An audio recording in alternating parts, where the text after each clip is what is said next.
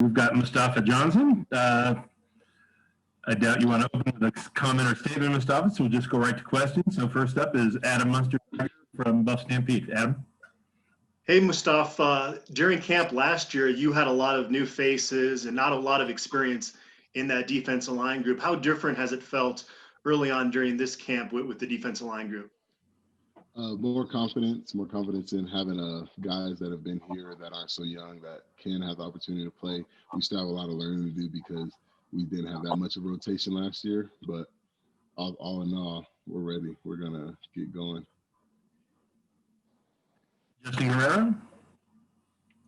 Hey, Mustafa. I mean, obviously, senior year, you're a vet. You've been around the block with this team multiple times now, but just curious, I mean, leading into these first couple practices, are there any parts of your game during this kind of quasi-off season that you particularly have been trying to improve upon leading into camp? Well, this being my third new D-line coach, we have another new technique. So basically, I'm trying to relearn a new technique of style of play. And that's kind of the main thing that I'm trying to do, catch up on that, and then still make sure and I got my pass rush skills on point and working on my first move. Okay, who else has a question? We got Henry Chisholm from DNVR. Hey, Mustafa. We heard you and Chris Wilson talk about kind of the changing technique. I'm curious what fans will notice when they watch the games with the different technique that the defensive line is using.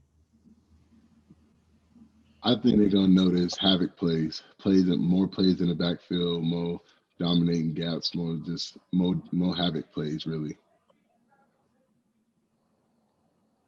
Alex Ramirez, the final word.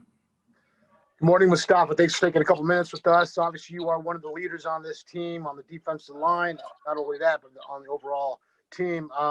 New head coach this season, as you mentioned, your third new defensive line coach. Man, a lot of transition happening with you, especially with the season coming up being kind of a shortened season. What do you want to get out of your senior year? I mean, obviously, you guys want to win as many games as possible. For you personally, individually, statistically, what are your goals?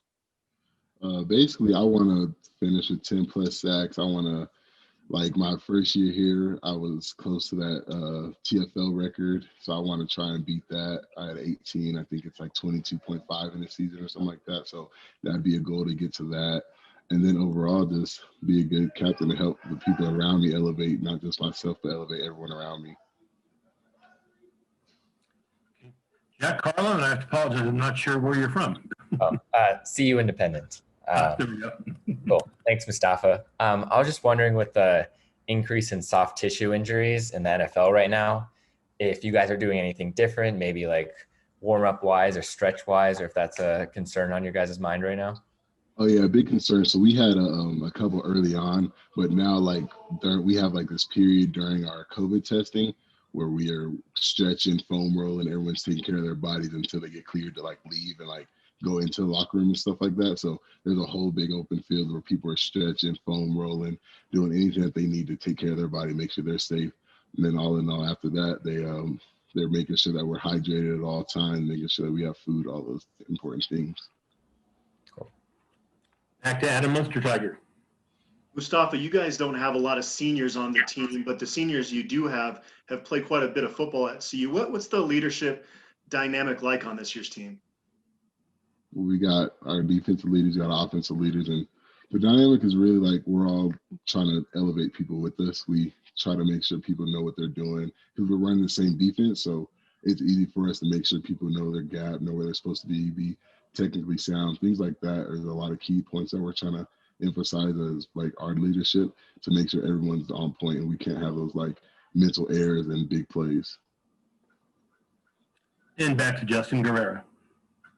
Mustafa, yesterday we talked to KD and Nate just about you guys being in that essential bubble, just living together at the hotel for the next couple of weeks. And they seem to have the attitude of it honestly being a good thing. Just with you guys being a younger team, you only have 9 scholarship seniors this year. And essentially what they said was just they see it as kind of an opportunity to really get to know each other, build some chemistry, build some team camaraderie. And do you kind of feel that way?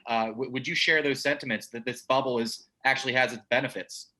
Yes, most definitely. Because we're all within the same floor of each other, within the same hallway. So we have easy access talking to each other. And I'm actually room with a lineman, so I don't get much time to hang out and talk with them, but I'm room with one now, so we have no choice but to laugh and hang out. And even though like I already know him, we never hang out outside of the field or like outside of the stadium type of thing. So that's a good spot where I got a younger guy, a lineman, get to hang out, talk to him, meet new people, meet faces.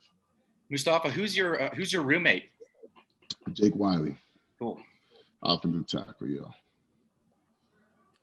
Okay, that looks like it for Mustafa. By the way, the tackle for loss record is 24 by Bill Brundage way back in 1969. And that is that's sacks and TFL combined. So it's not only tackles for loss, it does include sacks. So appreciate that. Now I got the goal in my head.